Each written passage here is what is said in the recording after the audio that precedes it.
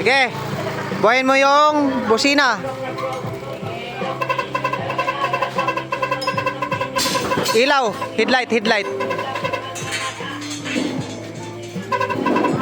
Okay.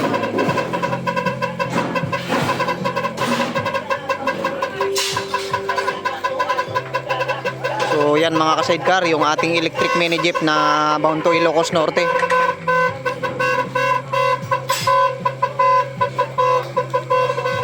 Bali, ito yung pinagkaabalahan natin mga ka-sidecar, kaya matagal tayong hindi nakapag-upload.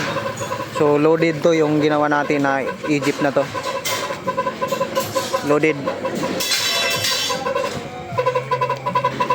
So ito yung kanyang loob mga ka-sidecar.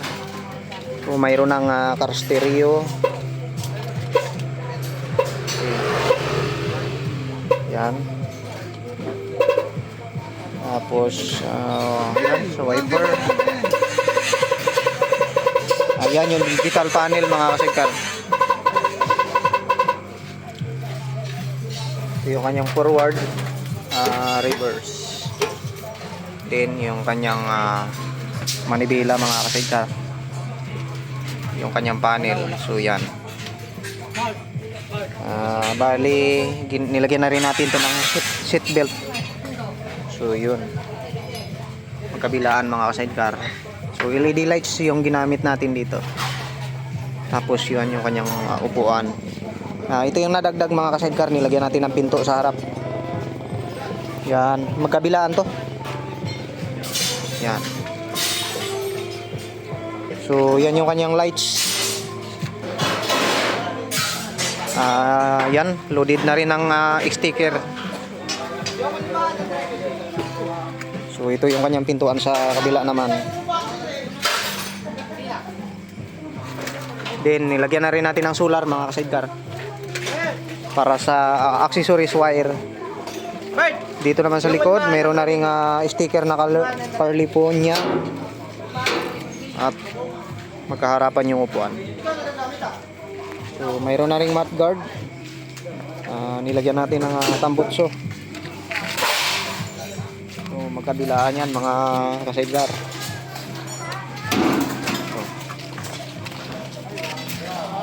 Yan, loaded na loaded mga ka-sidecar. Tapos dito mayroong antena.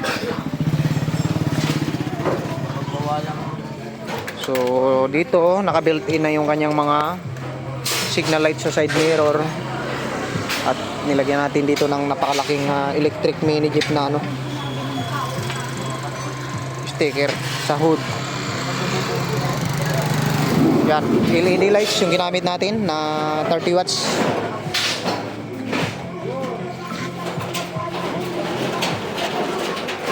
Ito yung pinaka loaded na ginawa nating electric jeep. So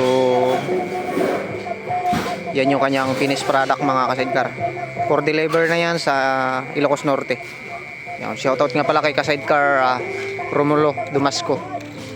Nagpagawa siya nito sa atin dito sa Cabuyao, Laguna ng electric mini jeep na kanyang gagawing laruan pang service. Yan.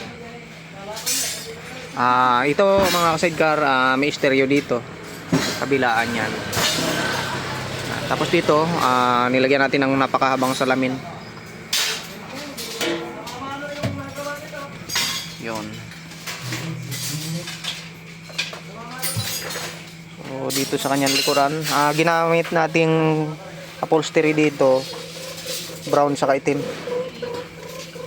Yan. Stainless ang e-jeep na ito, pure stainless.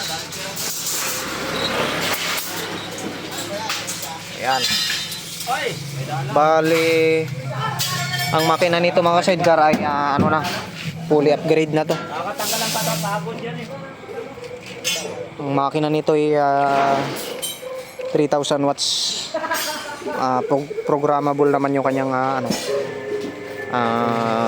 controller. So yun, nakasit na to sa high speed sa pangmalakasang hatak.